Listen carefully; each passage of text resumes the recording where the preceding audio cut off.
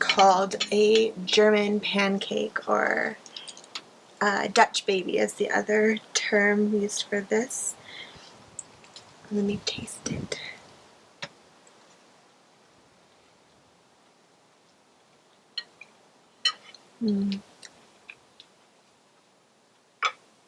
It's good because it's not too sweet. So I just kind of I just threw this together because well, this property is in the mountains and it's about 40 minutes away from the closest store, and to get to the nearest city is about an hour and 35 minutes. So I keep like a pantry of staples, and then I have stuff in the freezer.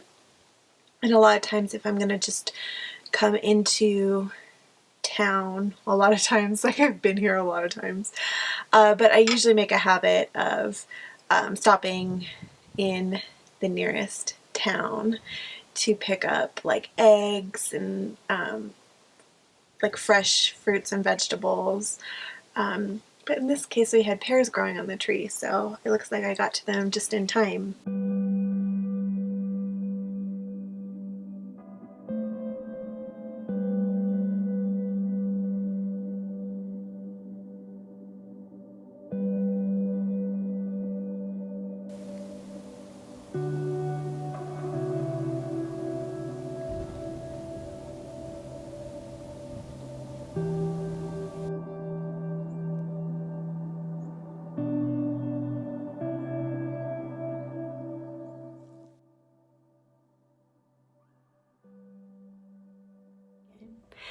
So I am in central Utah at the property that I'm able to stay at. For those of you that are newer and are not familiar, there is a property in central Utah that I have access to stay at because I help manage this property, and that is a wonderful resource for me to have because I have some of my out-of-season clothing and personal artifacts here. Like I have some of my personal library here and mementos and things like my snowshoes and so forth here. So I'm not going to be staying here for this time. I've been here almost a week, I think. And after so much time on the road, it's kind of a funny feeling coming back. It's a bit of like relief and ease, and then there's also like that sense of longing to get back out on the road. It comes in waves. It's very strange. Part of me feels like I'm ready to leave, and part of me is like, well, I can give it a little bit more time. But I am leaving tomorrow. I'm going on a 3-night, 4-day backpacking trip in this local mountain range because this property is in the mountains. And after that, it will be a quick turnaround and I'll be back out on the road because I've got to go to California. I'm going to California because my brother is getting married. And So although that's not the most ideal place for me to be in terms of camping and backpacking and things like that, it is for a family engagement, and I'm sure I'll make some sort of adventure out of it. But I do plan on spending some time in the winter here at this property. It is located in the mountains, which is so nice because I will be able to work on my winter skills, which is one of my goals for this winter, is to build my confidence for travel in the backcountry through winter. So I worked on that quite a bit last winter. I took a couple of courses, and most of that was in preparation of moving through the Sierras with snow on the ground. So this year I will expand on that, and I'm excited for that. But we're still moving through autumn and I don't really want to rush it because I know once it turns, we're full in on the winter, and I will be able to run away and escape to the desert. So it won't be completely full time. I can hit the road again and go out and explore and do some desert trips and be out of the snow for a bit. But yeah, autumn just goes so quickly. Just being in the mountains and having the pleasure of being amongst the forest and the changing leaves and just seeing I feel like it's the one season where there's a visual change day to day. Spring does that a bit, where you do see things grow, and I think autumn moves faster though. I mean, all it takes is a windstorm to come and all the aspen trees are bare. We are getting down to freezing temperatures overnight here.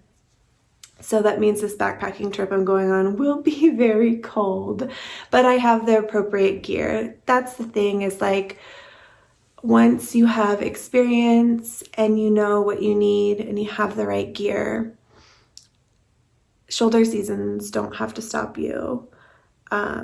It's just a matter of, getting that all together. And am I going to be as comfortable as I am during summer trips? Probably not. Probably not. But this is a route I've been working on since May, when I first came to this property, because I wasn't familiar with this mountain range. This is the Tisher Mountains. And yeah, I had no familiarity with them at all. And I came here and I was like, wow, these are stunning. How did I not know? They're just a little hidden gem. And so I've put quite a bit of work in on getting this route pulled together, because there were no routes that I found already in All Trails, which is sort of my usual go-to to find backpacking routes and to kind of get inspiration and notes. And then I bought a National Geographic map, Trails Illustrated map, which is typically the kind of map that I use, except that map that I bought is an ATV map. So it shows ATV trails, but not hiking trails. And I knew that there were hiking trails back there that were not on that map. So then I pulled a map issued by the National Forest. And then I recently came across another map.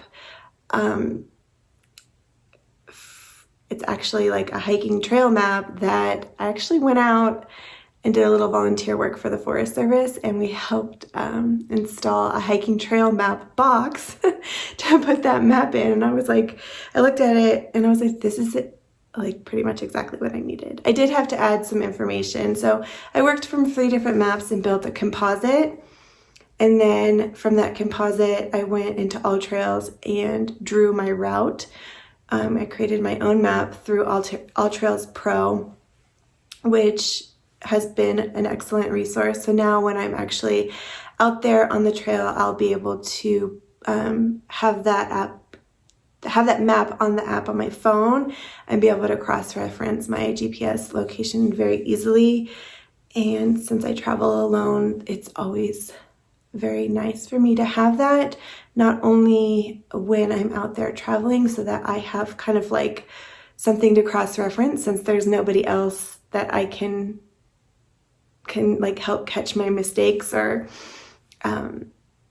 it's just kind of nice to have a second pair of eyes. Since I don't have that, I can check with my app. And then also I always email my route to family members, so that if something were to happen to me and I were to go missing, they would be able to notify the appropriate authorities about what my intended plan was.